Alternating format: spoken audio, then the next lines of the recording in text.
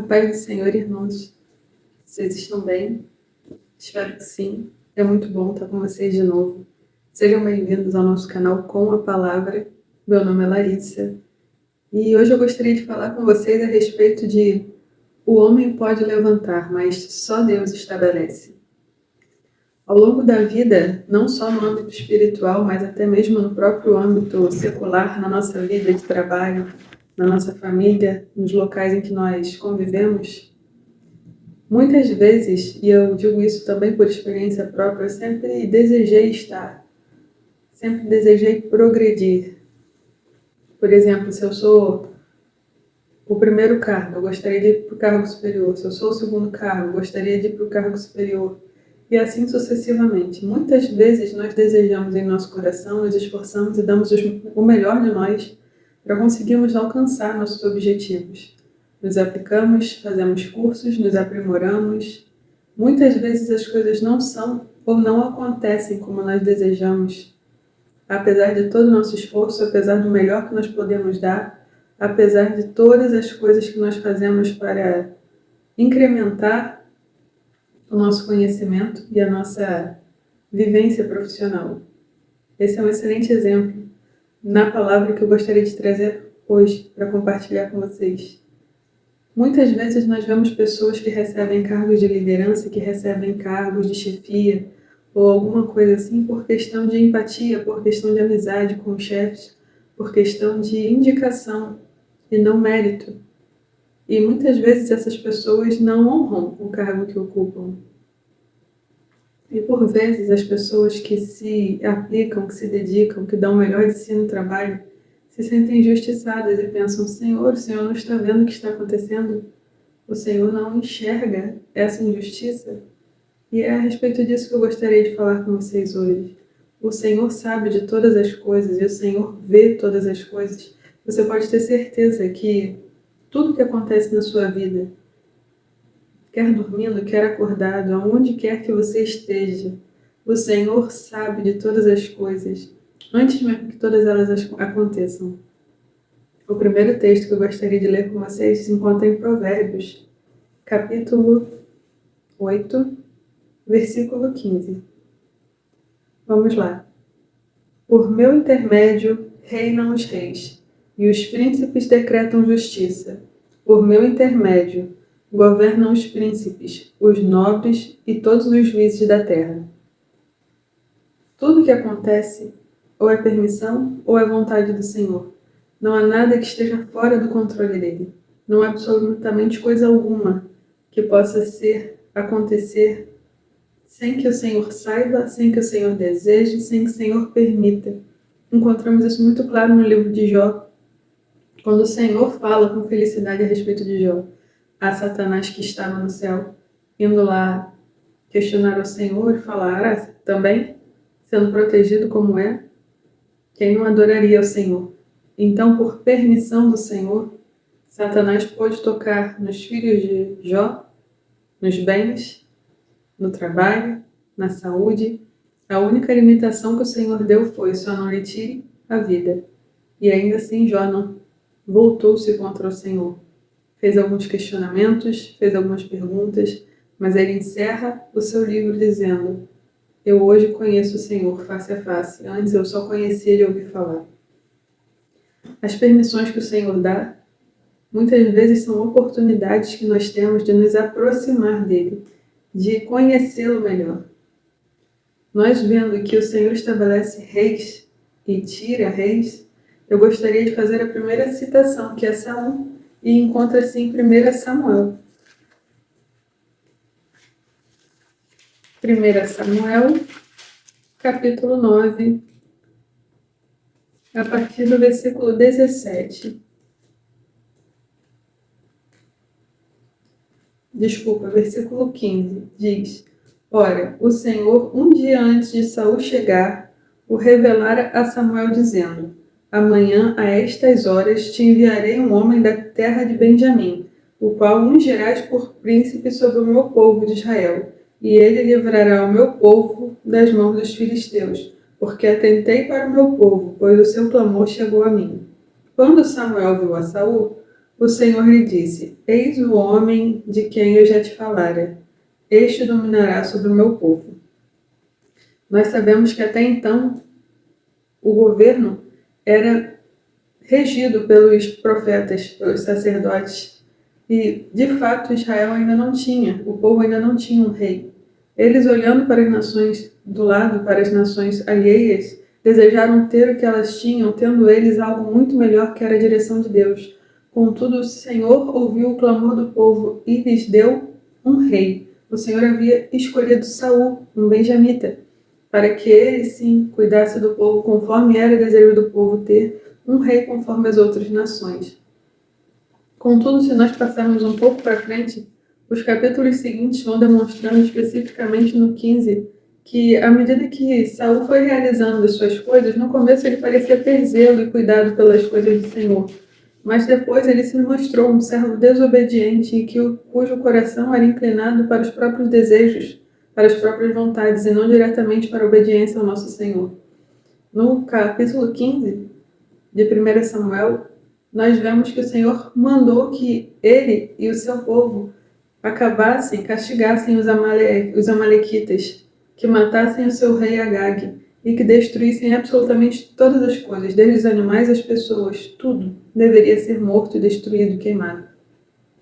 Contudo, nós vemos que Saul poupou a Agag e muitos dos restolhos de guerra foram guardados. Quando Samuel foi perguntar para ele por que ele fez isso, ele falou, na verdade foram os soldados, na verdade nós vamos fazer o holocausto ao Senhor. Samuel falou, olha, hoje o seu reino seria consolidado, mas pelas coisas que você faz, o Senhor te tira o reino. E por tão pouco, por um reino próspero, por um reino guiado pelo Senhor, ele se deixou levar por uma coisa tão pequena, por uma batalha de homens, e que ele já teria a vitória porque o Senhor estava com ele. E infelizmente ele escolheu fazer a própria vontade em vez de fazer a vontade de Deus. E no capítulo 15 mesmo, no versículo 32, diz Samuel, traze-me aqui Agag, rei dos amalequitas. Agag veio a ele, confiante, ou seja, já tinha escapado de Saul, chegou lá confiante, acreditando que ia permanecer vivo. Contudo, ele disse, certamente já se foi a amargura da morte. 33. Disse, porém, Samuel, assim como a tua espada desfilhou mulheres, assim desfilhada ficará a tua mãe entre as mulheres. E Samuel despedaçou Agag perante o Senhor em Gilgal. Então Samuel se foi a Ramá, e Saul subiu à casa de Gibeá de Saul. Nunca mais viu Samuel a Saul até o dia da sua morte. Porém, tinha pena de Saul. O Senhor se arrependeu de haver constituído Saul rei sobre Israel. Capítulo 16, versículo 1 diz, disse o Senhor a Samuel, até quando terás pena de Saul, havendo-o eu rejeitado, para que não reine sobre Israel? E a partir daqui nós sabemos que o Senhor leva Samuel a ungir Davi, um homem do campo, um menino jovem, um menino que cuidava de ovelhas, mas que o Senhor estabeleceu para reinar no lugar de Saul. Que o Senhor foi trabalhando, que o Senhor foi cuidando, o Senhor foi aperfeiçoando. E não só a parte física, mas também o caráter de Davi, um homem que fosse segundo o coração de Deus. Posterior a Saul, nós vemos Jeroboão. Jeroboão foi um servo de Salomão, filho de Davi. E, no caso, ele se rebelou contra Salomão, fugiu para o Egito.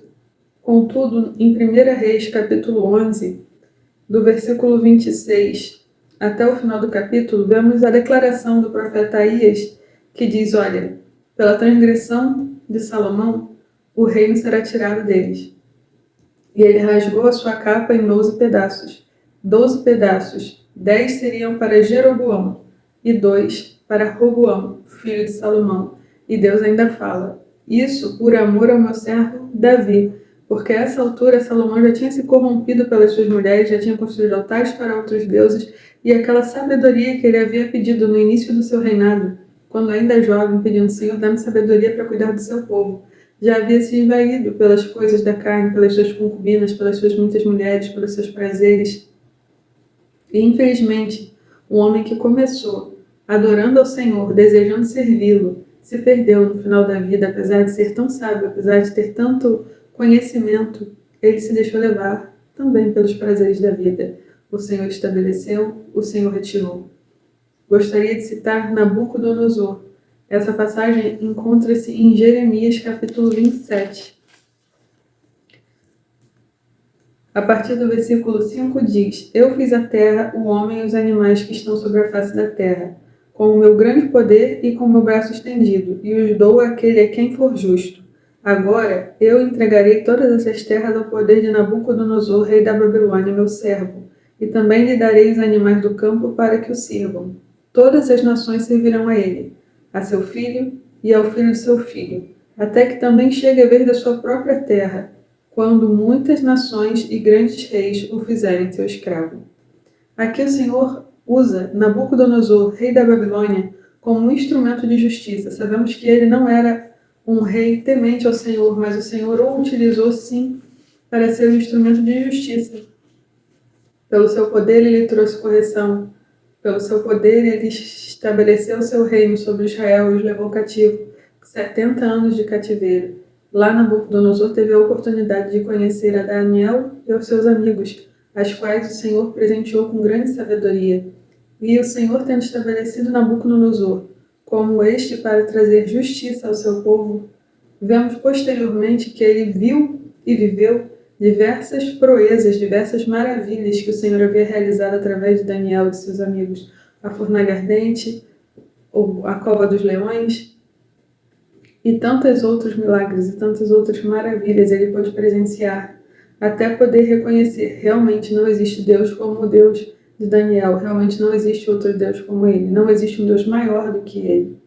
Contudo, quando nós vamos até Daniel, capítulo 4, nós vemos que ele começa glorificando a Deus, dizendo: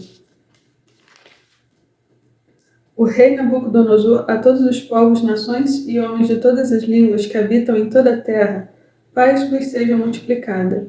Pareceu-me bem fazer conhecidos os sinais e maravilhas que Deus, o Altíssimo, tem feito para comigo. Quão grandes são os seus sinais e quão poderosas as suas maravilhas. O seu reino é reino sempre eterno, e o seu domínio de geração em geração.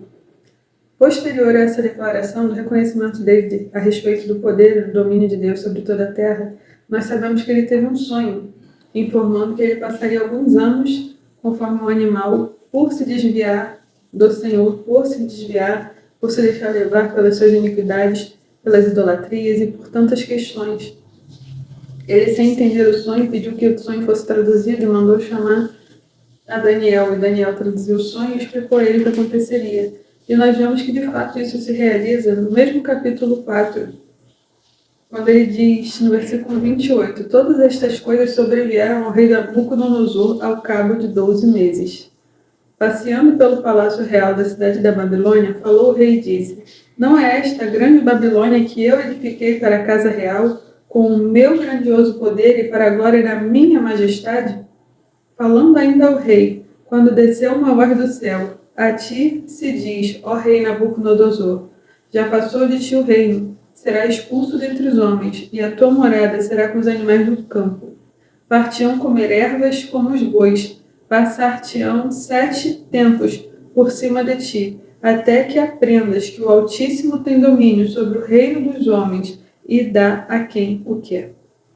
No mesmo Nabucodonosor, que no início do capítulo reconhecia a grandeza, o poder e a majestade de Deus, foi um que depois de 12 meses começou a se vangloriar por tudo aquilo que ele tinha construído, por tudo aquilo que ele tinha feito pelo poder, pela soberania, pela grandeza do seu reino. E o Senhor cumpriu o sonho que ele havia dado a Nabucodonosor, que ficou durante 7 tempos pastando, longe dos homens, como um animal no campo. Até que, passando esse período, ao fim daqueles dias, no versículo 34, o Senhor diz: Ao fim daqueles dias, eu, Nabucodonosor, levantei os olhos do céu, tornou-me a vir o entendimento, e eu bendice o Altíssimo e louvei, e glorifiquei ao que vive para sempre, cujo domínio é sempre eterno, e cujo reino é de geração em geração. Versículo 37.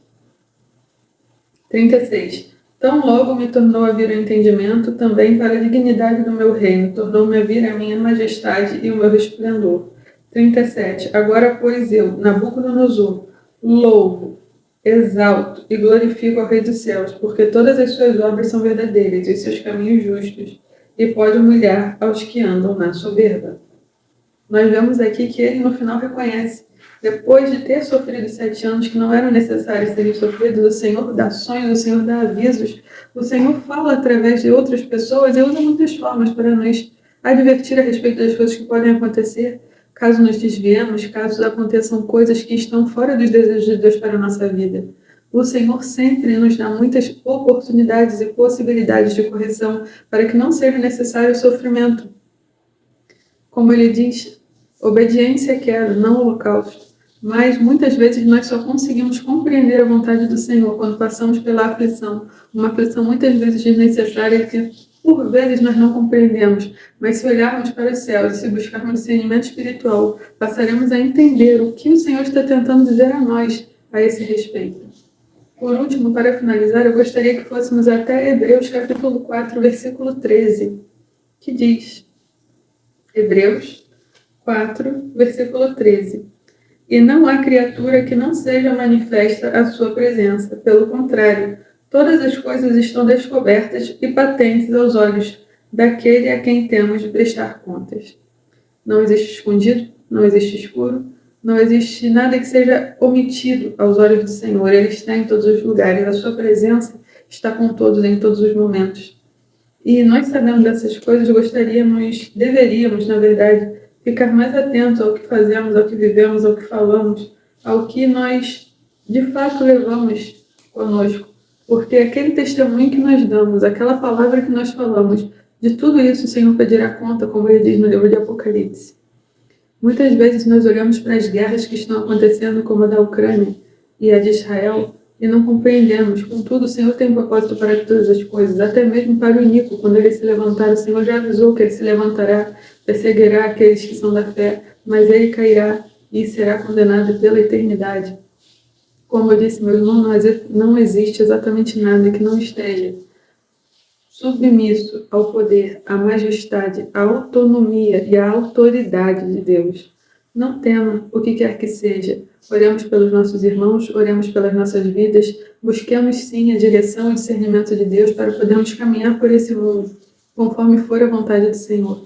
Ainda que não compreendamos as situações muitas vezes, o Senhor tem um propósito em cada uma delas. Que os nossos corações possam estar voltados para o Senhor, buscando sempre o entendimento nele, e não nos desviando nem para a direita nem para a esquerda, mas contudo andando firmes, retos, sempre seguindo o caminho que nos foi traçado para seguir. Meu desejo essa noite é que você busque no Senhor esse discernimento, busque no Senhor esse entendimento e fale, meu Pai, quais são os teus planos para mim? No que eu estou fazendo errado? No que eu estou fazendo certo? Dirige os meus passos, fala comigo, deixa eu te ouvir, permita-me compreender, como ele diz no livro de Tiago, se alguém tem falta de sabedoria, peça que o Senhor dá. Muitas vezes a gente fala, nossa, o Senhor não fala comigo. Aí eu me pergunto, nossa, você fala com o Senhor? Você busca Ele, você ora? Nós só conversamos e só contamos as coisas mais íntimas do nosso coração para aqueles com quem temos intimidade. E se se você não busca intimidade com o Senhor, como você deseja saber as coisas íntimas do coração do Pai?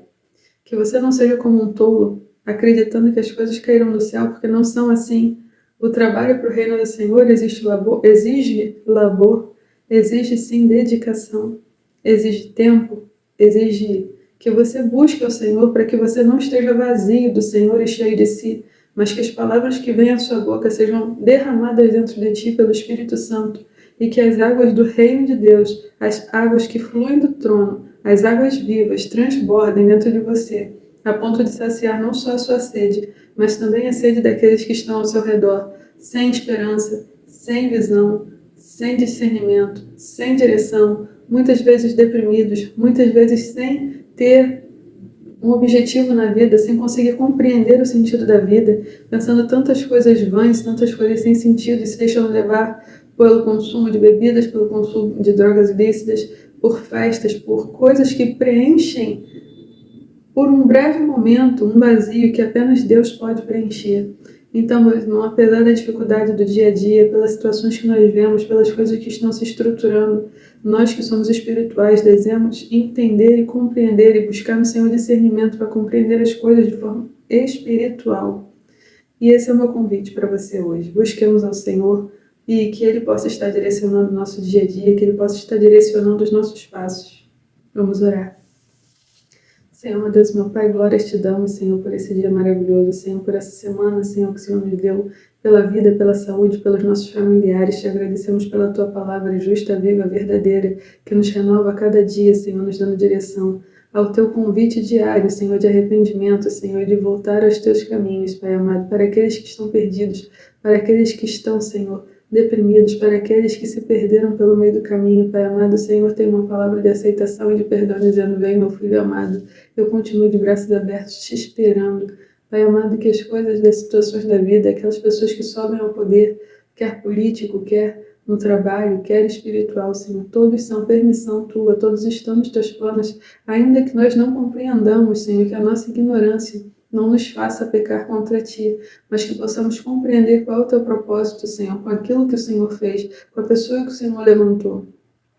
Se é correção, que seja correção. Se é para a bênção, que seja para a bênção. Mas acima de tudo, que nós, como povo de Deus nessa terra, possamos nos colocar diante de Ti, Senhor, na posição de intercessores. Intercessores por nós, pelos nossos serviços, pelos nossos familiares, pela nossa nação, pelo mundo, Pai amado, porque é isso que o Senhor nos deu, autoridade sobre toda a terra. A Tua palavra diz, Senhor amado, que a terra clama, a natureza clama pela manifestação dos filhos de Deus, porque ela está cansada pelo pecado, está cansada pela morte, está cansada de ser subjugada, e ela precisa ser livre novamente, como foi na criação original, como foi no Jardim do Éden, em que todos eram livres até que o homem cometeu um pecado e com isso sentenciou toda a natureza que estava debaixo, Senhor, da nossa autoridade, que o Senhor tinha concedido a nós para cuidar dela.